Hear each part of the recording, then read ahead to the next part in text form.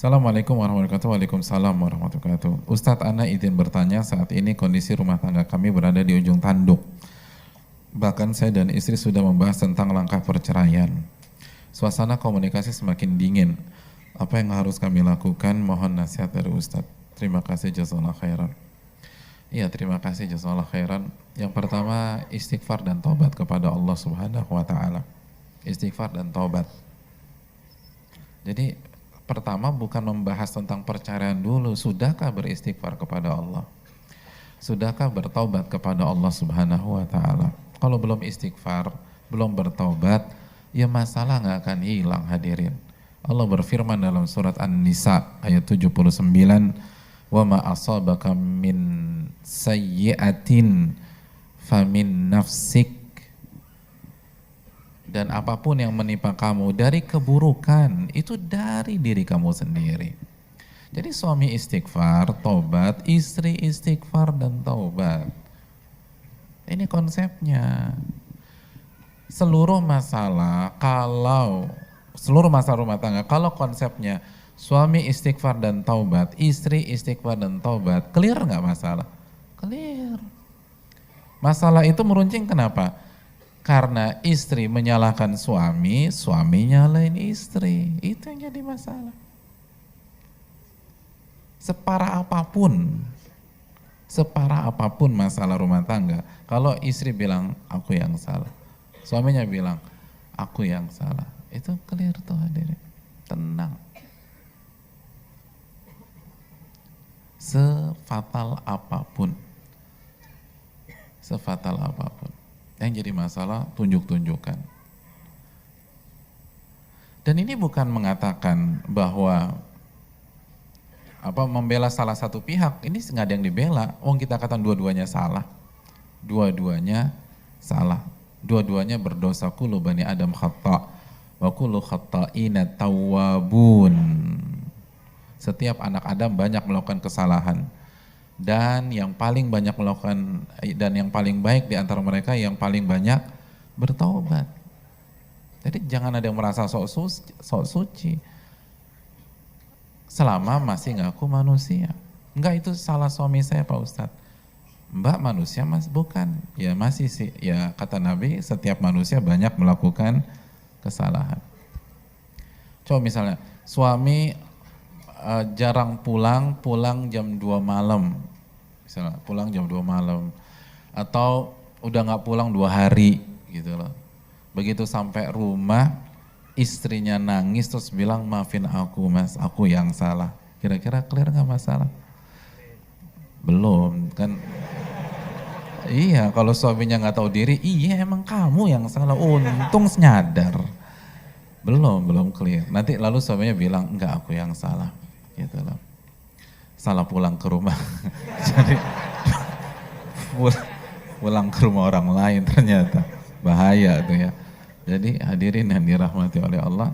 Jadi kalau dua-duanya minta maaf selesai. Tapi kalau kamu tuh dari mana aja sih? Lihat anak-anak kamu tuh. Gitu loh. Suruh ngeliat. Padahal dari tadi udah kelihatan. Jadi itu hanya menambah masalah. Coba deh dicoba. Semua menyalahkan diri masing-masing. Kita ini terlalu jago menyalahkan orang sehingga agak tumpul ke diri sendiri. Ada beberapa kali saya berbincang dengan guru kita, Ustadz saya juga, Al-Ustadz Abdul Azin Hafizahullah. Salah satu dari beberapa pembicaraan terus beliau bilang, memang salah satu yang paling susah itu menyalahkan diri sendiri. Dan itu sifat yang mahal. Kalau antum bisa punya sifat seperti itu, maka beruntunglah. Karena hanya orang-orang pilihan yang punya mental menyalahkan diri sendiri. Karena itu mentalnya para nabi dan rasul. Bayangkan, Nabi Yunus ketika dimakan oleh ikan, apa doanya?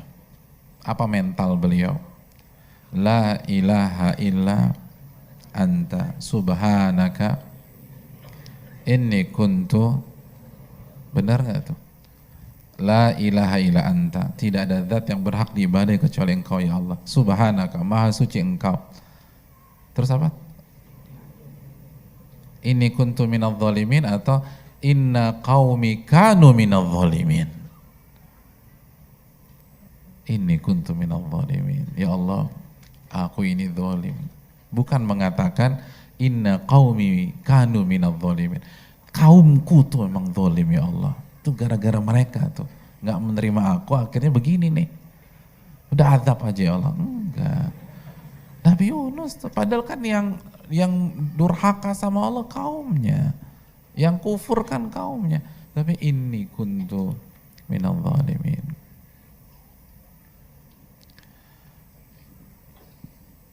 Ini mentalnya para nabi. Jadi latihan kita salahkan diri kita. Karena wa ma asabaka min sayyi'atin famin nafsik. Atau surat Asy-Syura ayat 30. Wa ma asabakum min musibatin fabima kasabat aydikum. Jadi itu yang pertama, perbanyak istighfar dan doa. Terus yang kedua, jangan berbicara perceraian kecuali setelah kita sudah berjuang sekuat tenaga, semaksimal mungkin. Fattaqullaha mastata'tum, bertakwalah kepada Allah dalam mempertahankan rumah tangga kita, mastata'tum, semampu dan sekuat tenaga kita. Karena taufik, hidayah itu enggak Allah kasih kecuali kita sudah berusaha bertakwa kepada Allah semampu kita. Wa man yattaqilla yaj'al lahu makhraja. Barang siapa yang bertakwa. Bertakwa seperti apa? Ulama kan mengatakan bertakwa semaksimal mungkin. Yaj'al lahu makhraja, baru Allah kasih jalan keluar tuh. Yang jadi masalah mayoritas orang-orang bercerai belum bertakwa kepada Allah semampu dan semaksimal mungkin. Jadi harus bertakwa kepada Allah semaksimal mungkin, baru bicara perceraian. Kalau belum, fight dulu. Fight dulu. Apa yang sudah antum lakukan?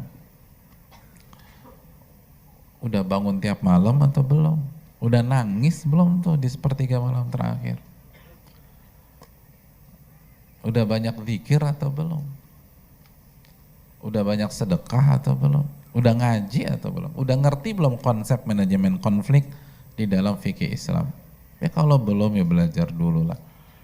Dan hadirin, kalau antum main cerai aja tanpa berusaha sekuat tenaga, endingnya apa sih? Endingnya divorce, endingnya benar-benar berpisah, bercerai.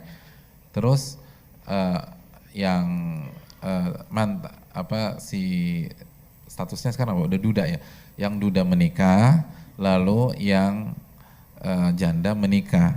Nah, kalau dia punya kalau sekali lagi, kalau dia nggak punya mental menyalahkan diri sendiri secara positif, lalu dia perbaiki, lalu dia berjuang sekuat tenaga, kira-kira ketika menikah yang kedua, itu pernikahan kedua akan langgeng-langgeng aja kayak jalan tol atau akan ada banyak masalah lagi?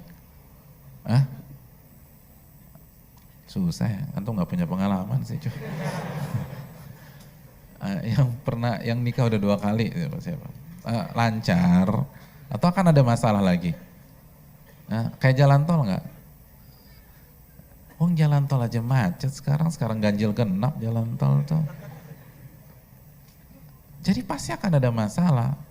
Lalu kita akan selesaikan masalah di pernikahan kedua dengan gaya kita di pernikahan pertama. Ya udah lingkaran setan aja terus tuh. Nanti cerai, nanti merit lagi, cerai, merit lagi, begitu. Karena akar masalahnya nggak diperbaiki. Karena gampang nyerah. Kenapa? Karena gampang nyalain orang. Gitu hadirin. Tapi kalau antum fight semaksimal mungkin, lalu antum muhasabah, perbaiki diri, kalaupun harus bercerai, pernikahan kedua akan beda, karena mentalnya beda.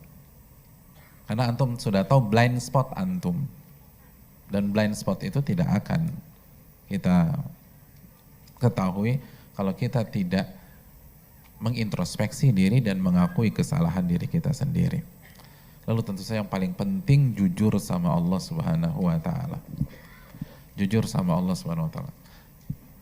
Ini penting hadirin. Dan ini akan selalu saya ingatkan terus.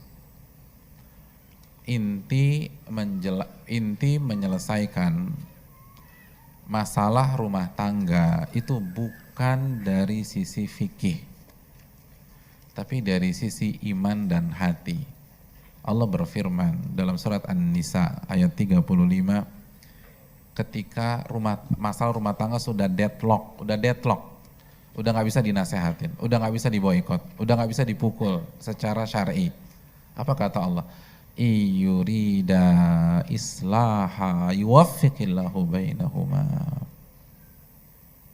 Apabila kedua belah pihak hakam, tapi hakam itu mewakili pihak suami dan pihak istri.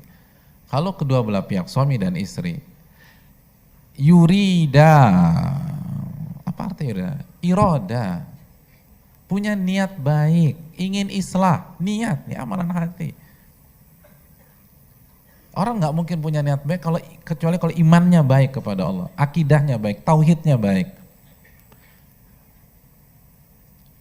Apa yang terjadi? Yuwaffiqillahu bainahuma. Allah akan islahkan mereka berdua.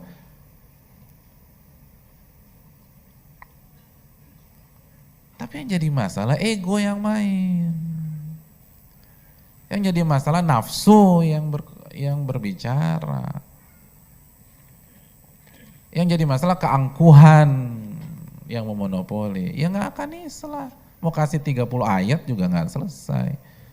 Wong tetap tapikan dia yang salah, tapikan dia yang selingkuh, tapikan dia main sama pelakor. Nanti jawab, tapi kan dia juga balas saya satu-satu dengan pebinor. Kan gimana selesai? Iya, pokoknya udah begitu ya udah terus deh. Nggak ada mata, iya saya salah. Coba dua-duanya ngaku, iya saya salah. Ayo kita perbaiki bersama, selesai. Ini masalah itu, nggak ada niat baik. Kan innamal a'malu binniyat. Ini kan masalah keikhlasan hadirin. Semua sepakat hadis innamal a'malu binniyat itu masalah keikhlasan. Berarti ada nggak ada keikhlasan di dalam rumah tangga kita. Kalau masalah rumah tangga nggak clear, gitu aja deh udah. Adapun masalah talak, masalah khulu, itu simple. Yang beratnya ini, ngakunya ini loh. Tanpa meremehkan ya, tetapi sekali lagi, masalah halal haram, kalau hati sudah siap, tauhid sudah mantap, itu clear dalam hitungan detik. Kenapa ini nggak clear-clear? Ini bukan masalah halal haram, ini masalah imannya bermasalah. Jangankan masalah rumah tangga, kalau tauhid dan iman itu clear, itu Madinah steril khamar, nggak sampai 1x24 jam. Kan gitu. Cukup Allah turunkan surat Al-Ma'idah ayat 90.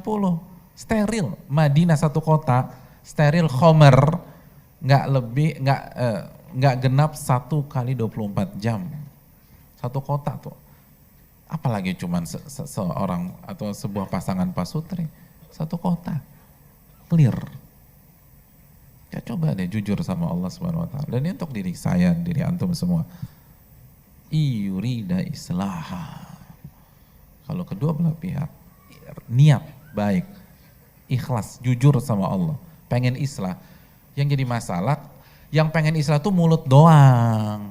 Hati tuh pengen didewa-dewakan terus sama si istri. Kalau kita suami, kalau kita istri, hati itu pengen dia puja-puja terus sama laki-laki. Itu yang jadi masalah, itu kan. Dan kita nggak bicara hasil research, kita nggak bicara quote dari seorang filosof, kita bicara An-Nisa ayat 35. Allah yang berfirman. Wallahu ta'ala bishawab. Dan selalu libatkan Allahu Jalla.